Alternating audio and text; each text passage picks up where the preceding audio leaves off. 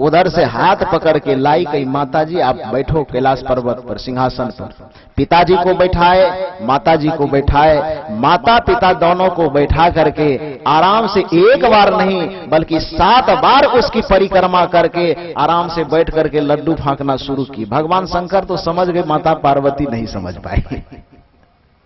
माता पार्वती कही कि गणेश तुम्हें नेता बनना था भाई, तुम लड्डू फांक रहे हो। शंकर जी मन ही मन मुस्कुरा रहे हैं और आपको सुन करके आश्चर्य लगेगा। जब सारे देवता लहूलुहान खून पसीना से लथपथ परेशान उधर से जब अपनी अपनी सवारी को लेकर के आए चारों तरफ से दौड़ते हुए, तो सब जब जमा हुए भगवान शंकर ने कहा कि देवताओं का नेता चुन लिया गया है। लोगों ने पूछा आपने देवता का नेता किसे चुना है? भगवान शंकर ने कहा मैंने गणेश को देवता का नेता चुन लिया है। सब लोग विद्रोह कर दिए। कहा गणेश ने कोई परिश्रम नहीं किया, गणेश बैठ के लड्डू फांक रहा है, हम लोग दौड़ रहे हैं, हमको सफलता नहीं मिली, हमको जीत नहीं मिली, लड्डू फांकने वाले को जीत कैसे मिल गई भाई? कैसे आप दे दिए? आप लगता है परिवारवाद में फंस गए नेताजी। चुनाव आयोग आपको बनाया गया तो आप परिवारवाद के चक्कर में फंस गए, बेटा के मुंह में पड़ करके आप बेटा को राजगद्दी दे दी, गलत किए। भगवान शंकर ने कहा कि हम मोह में फंसे हैं कि क्या फंसे? अरे भैया तुम्हारे मन में जो सवाल है, जिसको नेता मैं बनाया हूं उसी से तुम सवाल जवाब कर लो, तुम्हें जवाब मिल जाएगा। और एक एक करके सब सवाल जवाब करते। गणेश जी सबको शांत करके कहे पहले ठहरिए। सब जैसे ही शांत हुआ गणेश जी ने कहा कि हे देवताओं, मैं आपसे यह पूछना चाहता हूं कि सनातन परंपरा सत्य है कि गलत? जवाब क्या मिलेगा? सनातन संस्कृति सही है कि गलत? क्या है? सनातन परंपरा को चलाने वाले वैदिक शास्त्र सही है कि गलत? क्या है? सब क्या कहेगा? जवाब बढ़िया से दीजिए, ऊंची आवाज में। सही कहेगा कि गलत कहेगा? सनातन संस्कृति सच है, वो गलत नहीं है। सनातन संस्कृति के संचालन करने वाले वेद शास्त्र सच है, वो गलत नहीं है। सब देवताओं ने कहा हां ये बात तो सच है। कहा उसी वेद में यह लिखा हुआ है, मातृ देवो भवः, पितृ देवो भवः, आचार्य देवो भवः, अतिथि देवो भवः। उसी वेद में यह लिखा हुआ है कि माता पृथ्वी से भी बड़ी होती है और पिता आसमान से भी बड़ा होता है। तो यदि माता और पिता की परिक्रमा हमने कर लिया, आप लोग कहां भ्रमण कर? ब्रह्मांड का मतलब क्या होता है? का ब्रह्मांड का मतलब तब पूरा पृथ्वी पूरा आसमान। कहा जब ब्रह्मांड का मतलब पूरा पृथ्वी और पूरा आसमान होता है, आपके सनातन संस्कृति का शास्त्र वेद यह कहता है कि माता पृथ्वी से बड़ी होती है और पिता आसमान से बड़ा होता है। तो छोड़ो उस दुनिया वाले पृथ्वी और आसमान की परिक्रमा करने हम नहीं गए, लेकिन जो पृथ्वी से बड़ी मां है और आसमान से बड़ा पिता है, हम उसकी ही परिक्रमा कर लिए। तो हम नेता क्यों नहीं बन सकते?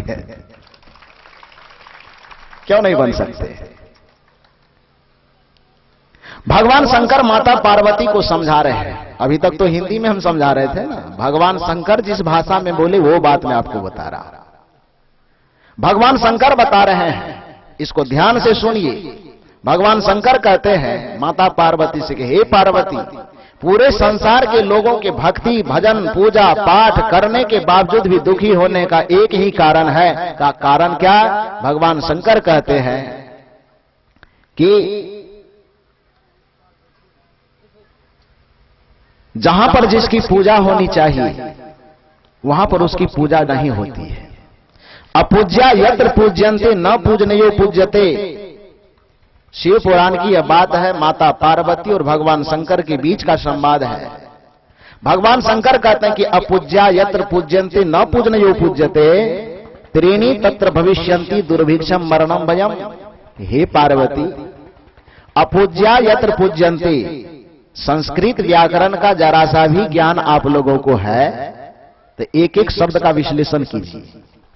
भगवान शंकर कहते हैं माता पार्वती से कि पूजा पाठ धर्म कर्म भक्ति भजन करने के बावजूद ही लोग के जीवन में परेशानी दिखती है, लोगों के जीवन में दुख दिखता है, लोगों के जीवन में भय, पीड़ा और अवसाद दिखाई देता है। तो हे पार्वती, इसका सिर्फ इतना ही कारण है, और उस कारण का नाम क्या है? अपूज्या यत्र पूज्यन्ते न पूजनयो पूज्यते त्रीणि तत्र भविष्यन्ति दुर्भिक्षम मरणम भयम। इसका सीधा सा अर्थ कीजिए। अपूज्या का मतलब क्या होता है? पूज्य का मतलब पूजा करने योग्य, पूज्य का मतलब पूजा करने लायक, पूजा करने योग्य। उसमें अनिषेधात्मक उपसर्ग लगा हुआ है, क्योंकि जो उपसर्ग है संस्कृत साहित्य में वो निषेधात्मक अर्थ में है। जैसे भय का मतलब होता है डरना, और उसमें अनिषेधात्मक उपसर्ग लगा दिया गया था, अभय बन गया। अभय का मतलब हुआ जो नहीं डरता है। मर का मतलब हो गया मर जाना, मरना, और उसमें अनिषेधात्मक उपसर्ग लगा करके मर में अ जोड़ दिया, शब्द बन गया अमर। अमर का मतलब जो नहीं मरता है, तो अनिषेधात्मक उपसर्ग है।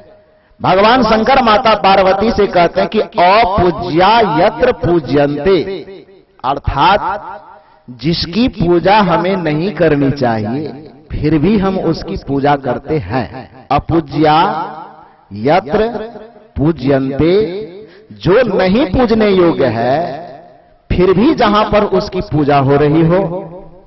न पूजनीयो पूज्यते, जो पूजने लायक है, जो पूजने योग्य है, उसकी पूजा जहां नहीं होती हो। मेरी बात समझ रहे हैं? अपूज्या यत्र पूज्यन्ते, जिसकी पूजा नहीं होनी चाहिए फिर भी उसकी हम पूजा करें। और न पूजनयो पूज्यते, जिसकी पूजा करनी चाहिए उसकी पूजा हम नहीं करें, तो उसके परिणाम में क्या आएगा? त्रीणि तत्र भविष्यन्ति, भविष्य में 3 घटना उस परिवार, उस समाज, उस व्यक्ति के जीवन में निश्चित घटेगी। और वह क्या होगा? दुर्भिक्षम मरणम भयम। दुर्भिक्षम का मतलब होता है उसे सदा अभाव रहेगा, धन की कमी रहेगी, वस्त्र की कमी रहेगी, सफलता की कमी रहेगी। मरणम, हमेशा उसे मरण का डर लगा रहेगा कि बच्चे जा रहे हैं कहीं एक्सीडेंट न कर जाए, छत पे चढ़ रहे हैं कहीं गिर न जाएं, रास्ते में चल रहे कहीं ठोकर न लगे। मरण का हमेशा उसे डर लगा रहेगा। अभयम, संपत्ति में कहीं घाटा न लग जाए, घर से कहीं कोई चोरी न कर ले। ये 3 पीड़ा आदमी के उस आदमी के जीवन से हमेशा जुड़ा रहेगा। जो आदमी क्या करेगा? अपूज्या यत्र पूज्यन्ते, जो नहीं पूजना चाहिए उसकी पूजा करेगा। और जो यत्र पूज्यन्ते न पूजनीयो पूज्यते, और जिसकी पूजा करनी चाहिए उसकी पूजा नहीं करेगा। तो ये 2 काम करने वाले के जीवन में त्रीणि तत्र भविष्यन्ति, भविष्य में 3 घटनाएं निश्चित घटेगी। दुर्भिक्षम मरणम भयम, अर्थात उसके जीवन में सदा अभाव रहेगा, उसे असफलताएं मिलेगी, उसका जीवन भय और परेशानी से हमेशा भरा हुआ रहेगा। आप बताओ, आप क्या करते हो? आपके द्वारा क्या होता है? जिस माता पिता की परिक्रमा करने के बाद भगवान शंकर को नेता चुनना पड़ा गणेश जी को, आप उस माता पिता का कितना आदर करते हैं? इसके बारे में कभी विचार किए हैं? इसके बारे में कभी सोचे हैं?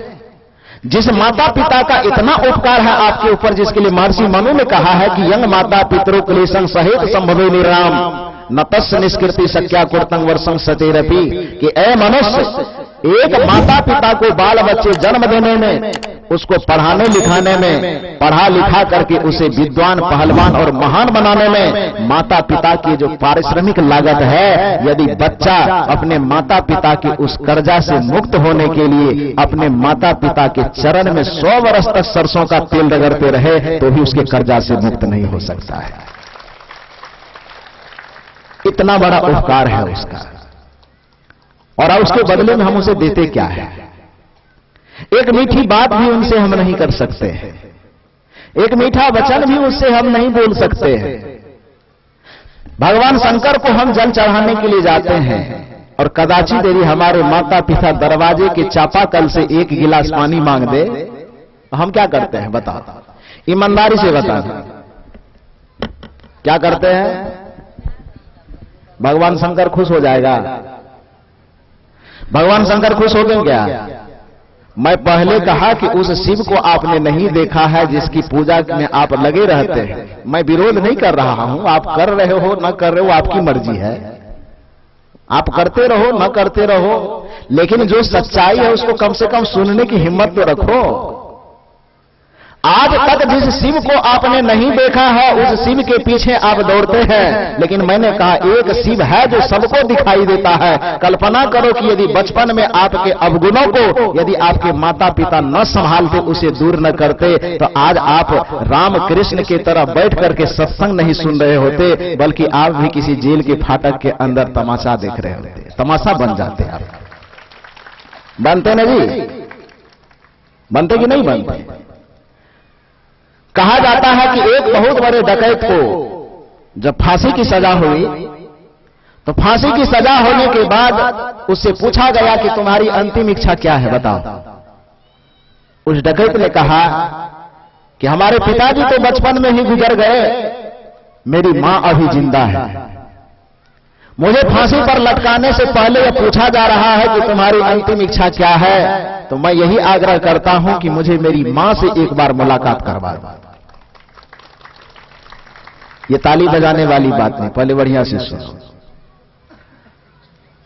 बात को पूरी सुन लो।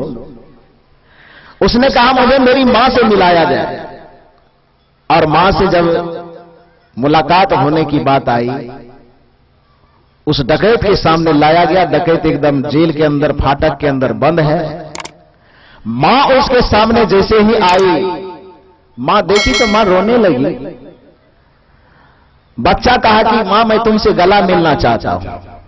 डकैत जो था उसने कहा कि मैं तुझसे गला मिलना चाहता हूं, और मां जैसे ही गला मिलने के लिए गर्दन आगे बढ़ाती है तो वो बेटा उसके गर्दन को पकड़ करके और मां के नाक को अपने दांत से काट लिया। जेल के जो अधिकारी थे वो 4-10 घंटा और लगा रहे, नालायक, एक तो डकैती करके तुम फांसी पर लटकने जा रहे हो, अंतिम इच्छा तुमने जताया कि मैं मां से मिलना चाहता हूं, तुम्हारे सामने तुम्हारी मां आई ही तो तुमने उसके नाक को क्यों काट लिया? वो इतनी सुंदर बात उस डकैत ने कहा अपने अंतिम समय में, जो बड़ा अस्मरणीय है। ध्यान से सुनो, आप भी ऐसी गलती करती होगी तो संभल जाना। उस डकैत ने कहा कि बेशक मैं गलती किया कि मैं अपने, एक तो डकैती किया यही गलती हो गई, दूसरी बात कि मैं जाते जाते मरते मरते, आवाज ठीक करो, मरते मरते मैं अपने मां के नाक को काट रहा हूं, काट दिया हूं, यह भी बहुत बड़ी गलती हो गई। लेकिन एक उदाहरण मैं दुनिया के सामने छोड़ करके जाना चाहता हूं, दुनिया को एक शिक्षा दे करके जाना चाहता हूं। इसी वजह से इस अंतिम घड़ी में मैंने अपने मां का नाक काट डाला। अधिकारियों ने पूछा कि वो कौन सी शिक्षा तुम दुनिया को देना चाहते हो?